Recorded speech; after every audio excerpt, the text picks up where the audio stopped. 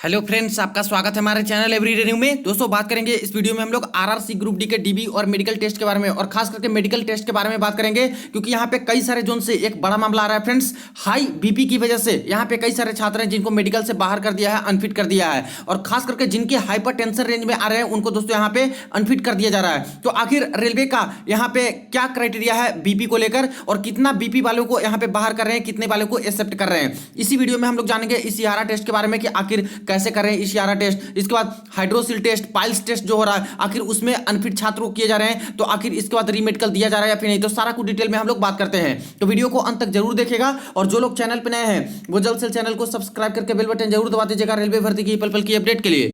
दोस्तों, आपके mock test के लिए टेक्स्ट बुक लाया है सबसे अच्छी डील। देखिए फ्रेंड्स, लिमिटेड टाइम ऑफर है जिसमें छात्र को एक्स्ट्रा 6 मंथ्स की वैलिडिटी बिल्कुल भी फ्री दी जा रही है। इसके अलावा बाई करते समय कूपन कोड में न्यू टाइप करते हो NEW, तो मात्र आपको यहां पे 269 रुपए ही पे करने होंगे। 18 मंथ वाला टेस्ट बुक पास बाई कर सकते हो। इसके बाद जितने गवर्नमेंट एग्जाम है सारे के सारे गवर्नमेंट एग्जाम के मॉक टेस्ट लगा सकते हो। रेलवे के सारे एग्जाम्स के, SSC MTS में देखिए 696 लेटेस्ट पैटर्न पर आधारित मॉक टेस्ट प्रोवाइड करा दिए गए हैं। SSC CHSL के 950 plus updated mock test provide करा दिए गए हैं। CGL और भी काफी सारे एग्जाम के दोस्तों मॉक टेस्ट यहाँ पे अवेलेबल है। बैंकिंग के भी मॉक टेस्ट दे सकते हो, तो वीडियो के डिस्क्रिप्शन बॉक्स में लिंक मिल जाएंगे, वहां से चेक कर लीजिए और जरूर इस ऑफर का फायदा आप लोग उठा लीजिएगा, बाय कर लीजिएगा।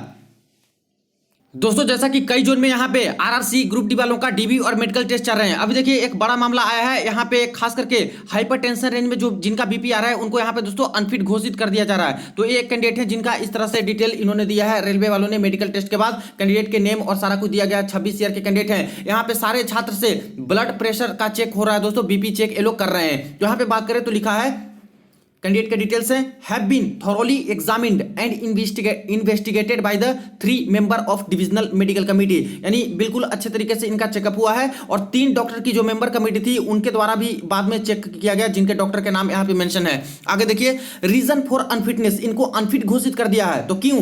Candidate came for medical examination, medical examination के लिए आए थे। He was presented to the divisional medical committee DMC, 3 doctor committee के सामने ये आए थे। यहाँ पे इनका चेकअप हुआ है नॉर्मल डॉक्टर के होने के बाद।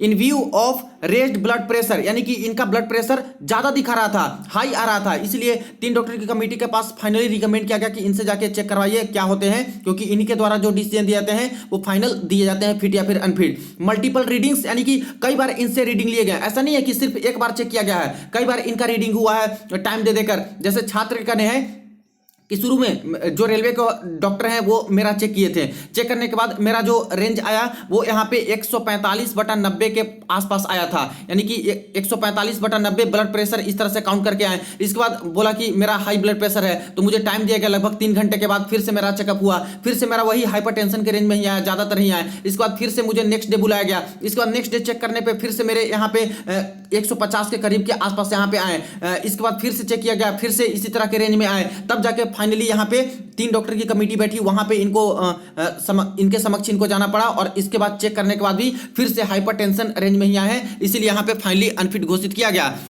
तो यहाँ पे देखिए मल्टीपल रीडिंग्स लिया गया था, ऐसा नहीं है कि सिर्फ एक बार चेक करके इनके हाइपरटेंशन में आए तो इनको बाहर किया गया है, कई बार चेकअप किए गए तभी इनके इसी तरह से रेंज में आए, तभी इनको अनफिट घोषित किया गया। As he is suffering from hypertension, जैसे कि छात्र हैं जो कि हाइपरटेंशन से यहाँ पे है, he is not fit in Indian railway, इसलिए इंडियन रेलवे में फिट नहीं पाए जा रहे हैं। Indian railway service as per para number 511 1 and 3A of IRMM 2000 volume 1, जैसा कि इनका एक रूल है friends, Indian railway medical manual जो है 2000 ईस्वी में जो निकला था उसका वॉल्यूम 1 में सारा कुछ रूल्स दिया गया है कि किस रूल के अकॉर्डिंग यहाँ पे मेडिकल टेस्ट कंडक्ट कराए जाते हैं। तो इसमें साफ साफ मेंशन किया गया था हाइपरटेंसिव रेंज और ये सब के बारे में, तो इसलिए छात्र का जो बीपी निकल के आ रहा है वो हाइपरटेंसिव रेंज में निकल के आ रहे हैं, जो कि इंडियन रेलवे में ये छात्र फिट नहीं है, इसलिए इनको अनफिट घोषित कर दिया गया है। और ऐसे दोस्तों कई जोन में केस देखने को मिल रहे हैं। South eastern railway Kolkata zone में जो चल रहा है वहां भी कुछ छात्र के ऐसे केस आए हैं। मैंने कई जोन के छात्र से बातचीत की, यहाँ पे वेस्टर्न रेलवे मुंबई जोन वाले छात्र हैं जिनका इस तरह से केस है। सेंट्रल रेलवे मुंबई जोन में भी इसी तरह से केस चल रहे हैं। इसके बाद देखिए कि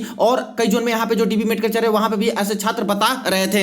आगे देखिए, note however candidate has right to appeal to PCMD western railway within a period of 1 month from the date of receipt of adverse decision from RRB Mumbai personnel department, यानी छात्र के पास यहाँ पे ये भी अधिकार है कि छात्र चाहे तो पीसीएमडी वेस्टर्न रेलवे में कांटेक्ट कर सकते हैं, यानी कि रीमेडिकल अपील कर सकते हैं और रीमेडिकल अपील एक्सेप्ट होते हैं। इसके बाद इनका रीमेडिकल होगा, फिर से अगर सही पा जाते हैं तो इनको तो जॉब दी जाएगी, फिट किया जाएगा, लेकिन फिर से वही हाइपरटेंशन के ही रेंज में आते हैं तब इनको यहाँ पे फाइनल तरीके से बाहर किया जाएगा। तो रीमेडिकल के लिए यहाँ पे मौका छोड़े इनको। जब लिस्ट आती है बाद में दोस्तों, जैसे कि नोटिस बाद में जारी की जाती है कि कितने छात्र मेडिकल फिट हुए, अनफिट हुए, और जो अनफिट होते हैं उनको यहाँ पे रीमेडिकल अपील का मौका देती है। तो ऐसे केस में इनको रीमेडिकल अपील करना होगा, तब जाके इनका अगर फिर से फिट पाया गया तो इनको यहाँ पे जॉब दी जा सकती है।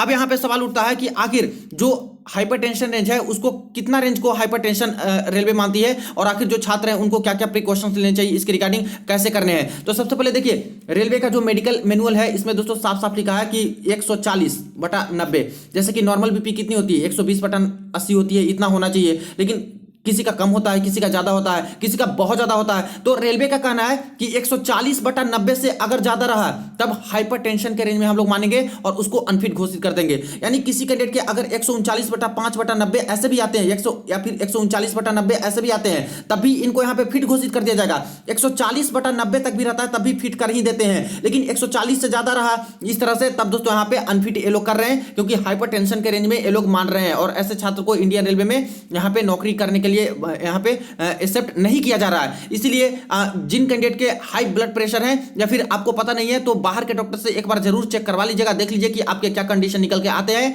और अगर हाइपरटेंशन के रेंज में आ रहा है तो डॉक्टर से कुछ ना कुछ सजेशन लीजिए, कुछ प्रिकॉशन देंगे। ऐसा नहीं है कि ये क्यूरेबल नहीं है, ये टाइम टू टाइम ये चेंज भी होते रहता है। कभी किन्हीं का हाई ब्लड प्रेशर है, कभी किन्हीं का लो रहता है, कभी यहाँ पे अच्छे से केयर किया जाए तो इसको नॉर्मल भी किया जा सकता है। तो इसलिए पहले से आप लोग सचेत रहिए। सबसे बड़ी बात है फ्रेंड्स कि छात्र का नहीं है कि मेरा बिल्कुल सही था लेकिन मैं टेंशन में आके इस तरह से मेरा हो गया। तो देखिए फ्रेंड्स, बिल्कुल आपको सबसे पहले तो घबराना नहीं है, डरना नहीं है। सभी छात्र का ब्लड प्रेशर तो चेक करेंगे, लेकिन कई सारे छात्र का यही होता है कि डर जाते हैं कि मेरा आखिर क्या होगा, और इसके कारण से हाई ब्लड प्रेशर न होने के कारण भी इनके ब्लड प्रेशर हाई हो जाते हैं। तो इसलिए चिंता करने की जरूरत नहीं है। यहाँ पे इनका मकसद नहीं होता कि आपको बाहर कर दें।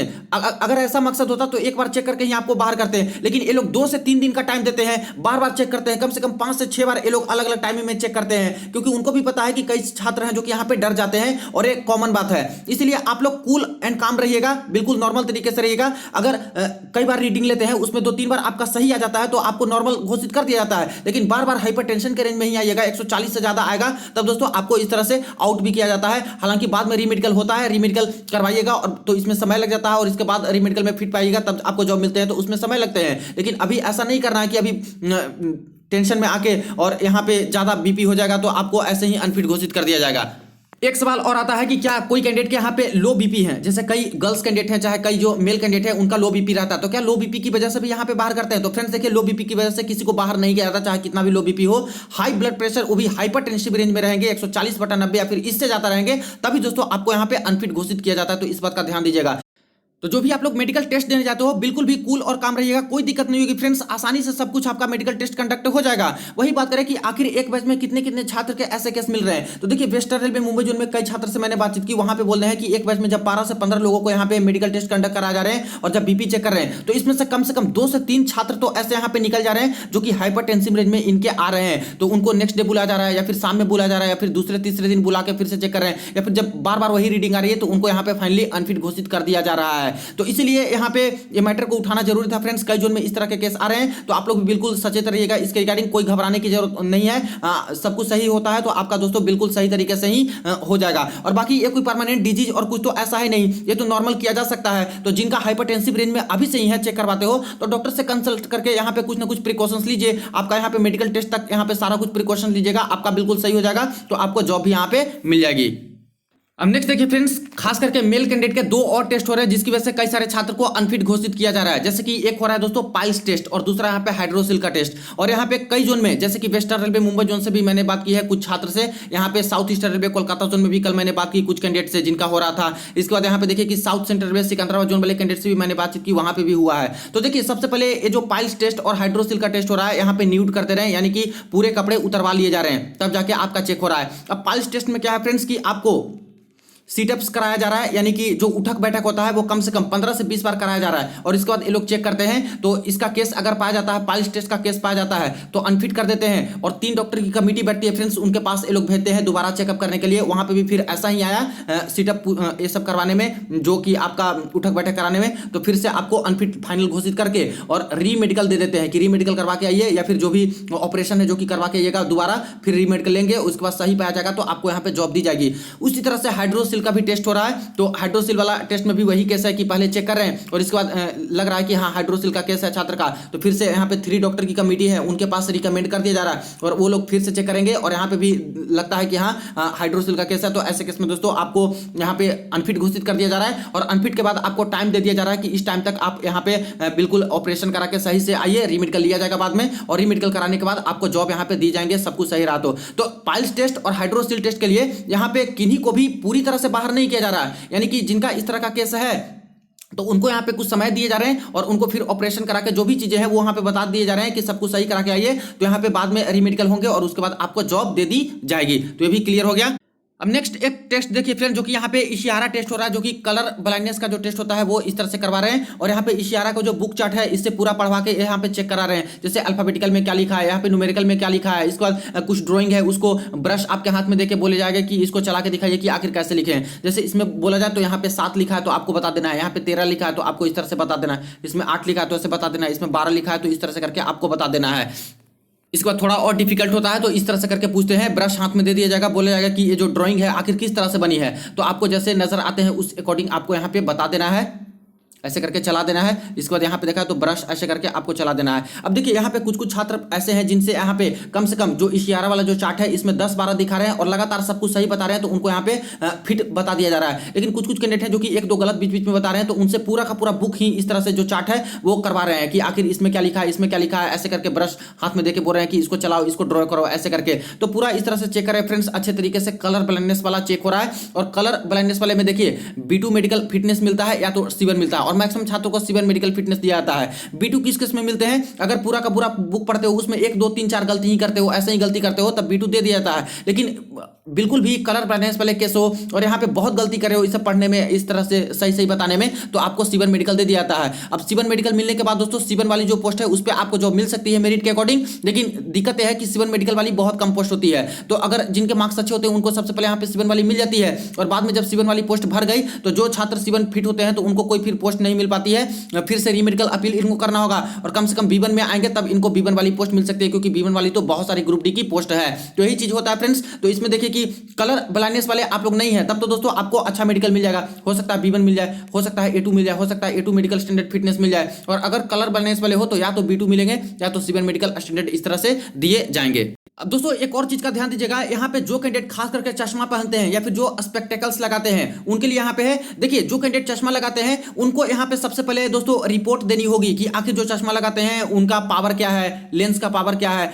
जो डॉक्टर से आप लोग बनवाए हो, जो आई स्पेशलिस्ट से बनाए हो, उनका सिग्नेचर होना चाहिए, रिपोर्ट पे मुहर होना चाहिए। तो क्या कीजिए कि अगर आपके पास ऐसा नहीं है तो जो आप लोग जितना पावर का चश्मा पहनते हो एक आई स्पेशलिस्ट से जाके एक चश्मा आप लोग बनवा लीजिए नया, या फिर रिपोर्ट कोई बनवा लीजिए जिसमें आपको सारा कुछ डिटेल्स उसमें लिखा रहेगा कि लेफ्ट आई का कितना है, राइट आई का कितना है, या फिर कितना पावर का लेंस इसमें लगा हुआ है, और उनके सिग्नेचर होने चाहिए उस डॉक्टर के, और मुहर इस तरह से लगे होने चाहिए। तो ये रिपोर्ट सबसे पहले ये लोग मांग रहे हैं। इसके बाद देखिए कि जो डिस्टेंट विजन वाला जो टेस्ट है, डिस्टेंट विजन और नियर विजन वाला, तो यहाँ पे जो चश्मा पहन के देखना चाहते हैं उनसे चश्मा पहना के ही दिखवाया जा रहा है। तो इसके लिए कोई घबराने वाली बात नहीं है, ऐसा नहीं बोला जा रहा कि चश्मा उतार के ही आप लोग डिस्टेंट विजन का टेस्ट करो या फिर नियर विजन का टेस्ट करो। तो इसके लिए रिपोर्ट तो जरूरी होता है दोस्तों। तो रिपोर्ट ऐसे चश्मा पहनने वाले छात्र बनवा के ही लेके जाइएगा, क्योंकि वहां पे मांग लिया जाएगा तो आपको और खर्चा बढ़ जाएगा, दूसरे सिटी में जाके आपको इधर उधर करना पड़ेगा, ढूंढना पड़ेगा कुछ इस तरह के डॉक्टर आई स्पेशलिस्ट। इसलिए घर से ही इस तरह से बनवा के आप लोग लेके जाइएगा, क्योंकि वहां पे मांग ले रहे हैं। तो ये फ्रेंड्स अपडेट, बाकी और भी क्वेरीज आती है कोई आपको मेडिकल टेस्ट के रिगार्डिंग आप लोग पूछ सकते हो, बाकी और भी कोई अपडेट इसके रिगार्डिंग निकल के आएंगे आपको इन्फॉर्म करूंगा।